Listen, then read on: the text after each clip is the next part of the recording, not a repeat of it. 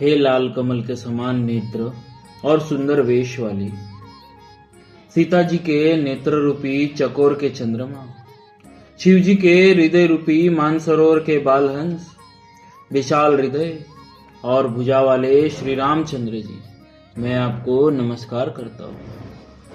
जो संशय रूपी सर्प को ग्रसने के लिए गरुड़ है, अत्यंत कठोर तर्क से उत्पन्न होने वाले विषाद का नाश करने वाले हैं, आवागमन को मिटाने वाले और देवताओं के समूह को आनंद देने वाले हैं।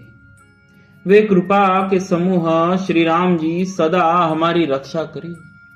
हे निर्गुण सगुण विषम और समरूप, हे ज्ञान वाणी और इंद्रियों से अतीत, हे अनुपम निर्मल संपूर्ण दोष रहित, अनंत एवं पृथ्वी का भार उतारने वाले श्री रामचंद्र जी, मैं आपको नमस्कार करता हूँ। जो भक्तों के लिए कल्प वृक्षों के बगीचे हैं, क्रोध लोभ मद और काम को डराने वाले हैं, अत्यंत ही चतुर और संसार रूपी समुद्र से तरने के लिए सेतु रूप है, वे सूर्यकुल की ध्वजा श्री राम जी सदा मेरी रक्षा करे। जिनकी भुजाओं का प्रताप अतुलनीय है, जो बल के धाम है, जिनका नाम कलयुग के बड़े भारी पापों का नाश करने वाला है, जो धर्म के कवच रक्षक है और जिनके गुण समूह आनंद देने वाले हैं, वे श्री राम जी निरंतर मेरे कल्याण का विस्तार करें। यद्यपि आप निर्मल व्यापक अविनाशी और सबके हृदय में निरंतर निवास करने वाले हैं, तथापि हे खरारी श्री राम जी, लक्ष्मण जी और सीता जी सहित वन में विचरने वाले हैं, आप इसी रूप में मेरे हृदय में निवास कीजिए। हे स्वामी, आपको जो सगुण निर्गुण और अंतर्यामी जानते हो, वे जाना करे। मेरे हृदय को तो कौशलपति कमल नयन श्री राम जी ही अपना घर बनावे। ऐसा अभिमान भूल कर भी न छूटे कि मैं सेवक हूँ और श्री रघुनाथ जी मेरे स्वामी हैं। मुनि के वचन सुनकर श्री राम जी मन में बहुत प्रसन्न हुए। तब उन्होंने हर्षित होकर श्रेष्ठ मुनि को हृदय से लगा लिया और कहा, हे मुनि, मुझे परम प्रसन्न जानो, जो वर मांगो वही मैं तुम्हें दूं। मुनि सुतीक्ष्ण जी ने कहा, मैंने तो वर कभी मांगा ही नहीं, मुझे समझ ही नहीं पड़ता कि क्या झूठ है और क्या सत्य है, क्या मांगू क्या नहीं। अतः हे रघुनाथ जी, हे दासों को सुख देने वाले, आपको जो अच्छा लगे मुझे वही दीजिए। श्री रामचंद्र जी ने कहा, हे मुनि, तुम प्रगाढ़ भक्ति वैराग्य विज्ञान और समस्त गुणों तथा ज्ञान के निधान हो जाओ। तब मुनि बोले, प्रभु ने जो वरदान दिया है वह तो मैंने पा लिया, अब मुझे जो अच्छा लगता है वह दीजिए।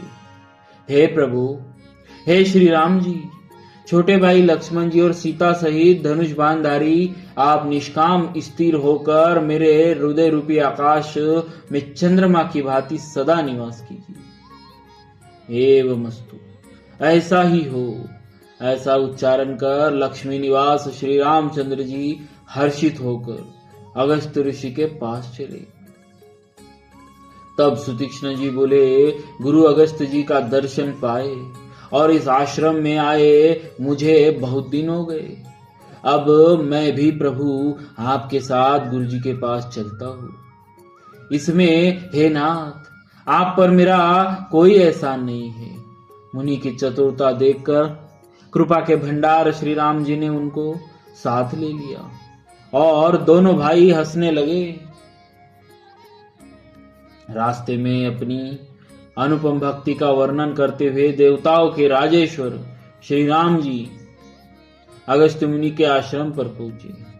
सुतीक्ष्ण जी तुरंत ही गुरु अगस्त्य जी के पास गए और दंडवत करके ऐसा कहने लगे, हे नाथ, अयोध्या के राजा दशरथ जी के कुमार जगद आधार श्री रामचंद्र जी छोटे भाई लक्ष्मण जी और सीता जी सहित आपसे मिलने आए हैं।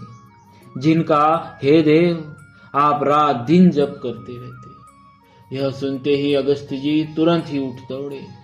भगवान को देखते ही उनके नेत्रों में आनंद और प्रेम के आंसुओं का जल भर आया। दोनों भाई मुनि के चरण कमलों पर गिर पड़े। ऋषि ने उठाकर बड़े प्रेम से उन्हें हृदय से लगा लिया। ज्ञानी मुनि ने आदर पूर्वक कुशल पूछकर उनको लाकर श्रेष्ठ आसन पर बैठाया। फिर बहुत प्रकार से प्रभु की पूजा करके कहा, मेरे समान भाग्यवान आज दूसरा कोई नहीं। वहां जहां तक जितने भी अन्य मुनिगण थे सभी आनंद कंद श्री राम जी के दर्शन करके हर्षित हो गए। मुनियों के समूह में श्री रामचंद्र जी सबकी ओर सम्मुख होकर बैठे, अर्थात प्रत्येक मुनि को श्री राम जी अपने ही सामने मुख करके बैठे दिखाई देते हैं और सब मुनि कटक की टकटकी लगाए उनके मुख को देख रहे हैं। ऐसा जान पड़ता है मानो चकोर का समुदाय शरद पूर्णिमा के चंद्रमा की ओर देख रहा हो। तब श्री राम जी ने मुनि से कहा, हे प्रभु आपसे तो कुछ छुपाव है नहीं। मैं जिस कारण से आया हूं वह आप जानते ही है। इसी से हे तात मैंने आपसे समझाकर कुछ नहीं कहा।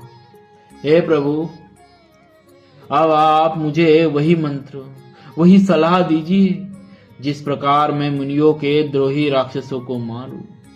प्रभु की वाणी सुनकर मुनि मुस्कुराए और बोले, हे नाथ आपने क्या समझकर मुझे प्रश्न किया है।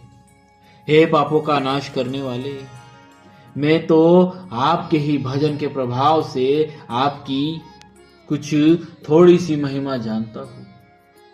आपकी माया गुलर के विशाल वृक्ष के समान है। अनेकों ब्रह्मांडों के समूह ही जिसके फल है। चर और अचर जीव गुलर के फल के भीतर रहने वाले छोटे छोटे जंतुओं के समान उन ब्रह्मांड रूपी फलों के भीतर बसते और वे अपने उस छोटे से जगत के सिवा कुछ नहीं जानते। उन फलों का भक्षण करने वाला कठिन और कराल काल है। वह काल भी सदा आपसे भयभीत रहता है। उन्हें आपने समस्त लोकपालों के स्वामी होकर भी मुझसे मनुष्य की तरह प्रश्न किया है। हे कृपा के धाम, मैं तो यह मांगता हूं कि आप श्री सीता जी और छोटे छोटे भाई लक्ष्मण जी सहित मेरे हृदय में सदा निवास कीजिए। मुझे प्रगाढ़ भक्ति, वैराग्य, सत्संग और आपके चरण कमलों में अटूट प्रेम प्राप्त हो। यद्यपि आप अखंड अनंत ब्रह्म हैं जो अनुभव से ही जानने में आते हैं और जिनका संतजन भजन करते हैं।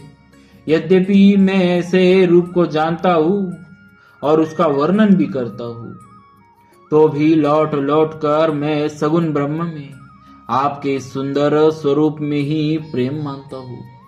आप सेवकों को सदा ही बढ़ाई दिया करते हैं। इसी से हे रघुनाथ जी आपने मुझसे पूछा है।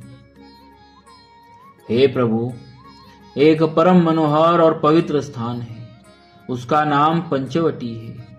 हे प्रभु आप दंडक वन को जहां पंचवटी है पवित्र कीजिए और श्रेष्ठ मुनि गौतम जी के कठोर शाप को हर लीजिए। हे रघुकुल के स्वामी आप सब मुनियों पर दया करके वही निवास कीजिए। मुनि की आज्ञा पाकर श्री रामचंद्र जी वहां से चल दिए और शीघ्र ही पंचवटी के निकट पहुंच गए। बोलिए श्री सीताराम जी महाराज की जय।